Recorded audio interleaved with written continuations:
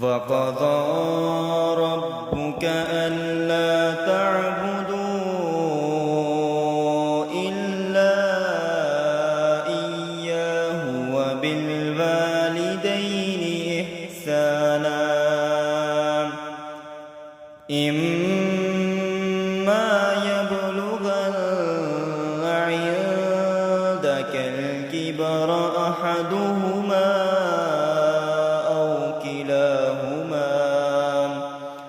أو كلاهما فلا تقل لهما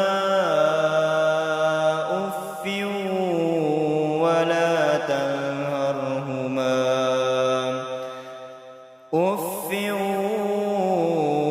ولا تنهرهما وقل لهما قولا كريما